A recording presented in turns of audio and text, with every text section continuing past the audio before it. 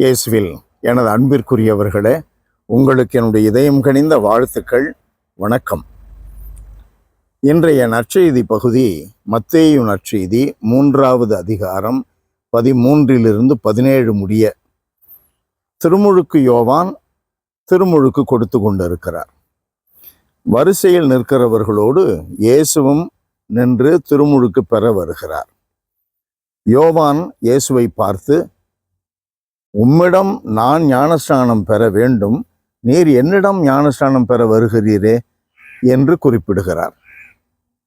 இயேசு ஆண்டவர் கடவுளுடைய ஏற்புடையவை அனைத்தையும் நாம் நிறைவேற்றுவதுதான் முறை.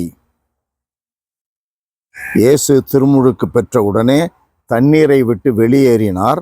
உடனே வானம் திறந்ததையும் கடவுளின் ஆவி புறா இறங்குவது போல தம்மீது வருவதையும் அவர் கண்டார். அப்பொழுது, என் அன்பார்ந்த மைந்தர் இவரே, இவர் பொருட்டு நான் பூரிப்படைகிறேன் என்று வானத்திலிருந்து ஒரு குரல் ஒலி கேட்டது.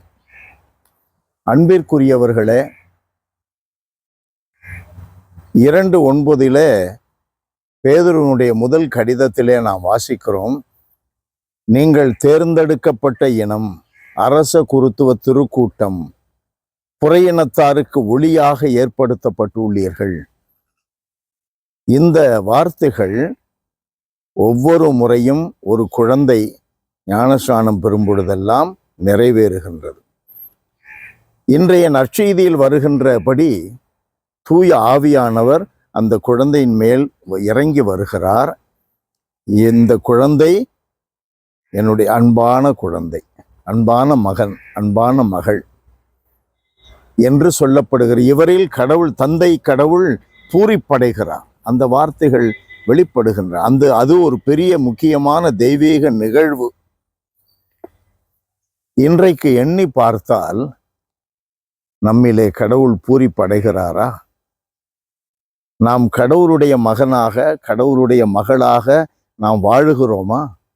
அந்த கேள்வி மிக பெரிதாக வளர்ந்து கொண்டே இருக்கிறது.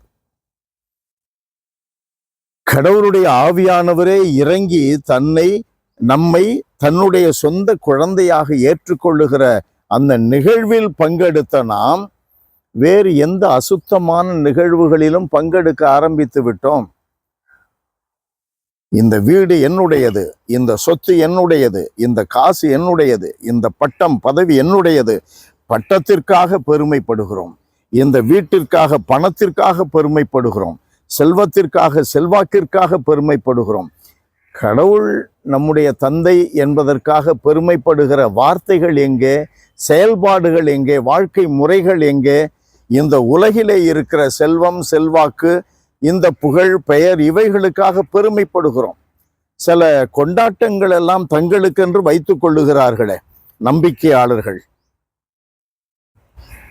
அவைகளுக்கும் இந்த நிகழ்விற்கும் எவ்வளவு தூரம் ஏணி வைத்தாலும் எட்டாது.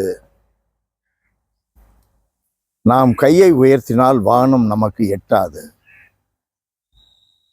உலகிலிருந்து நாம் எழுந்தால்தான், உலக இயல்புகளிலிருந்து எழுந்தால்தான் நாம் கடவுளுடைய குழந்தைகள். கடவுளுடைய ஆவியானவர் நம் மீது இறங்கி இருக்கிறார்.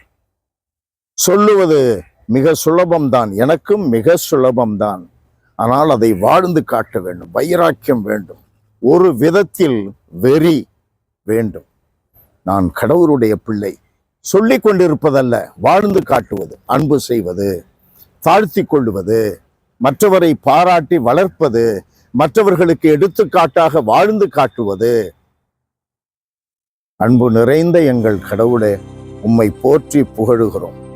ஆண்டவரே, எங்கள் மீது இரக்கமாயிரும்.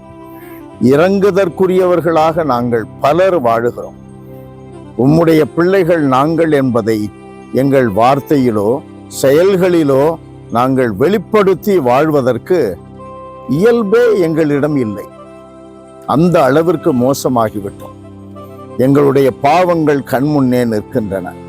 ஆண்டவரே, எங்கள் மேல் இரக்கமாயிரும். உம்முடைய இரக்க பெருக்கத்திற்கேற்ப எங்கள் மேல் இரக்கமாயிரும். இயேசுவின் நாமத்தில் ஜெபிக்கிறோம் பிதாவே. ஆமென், ஆமென்.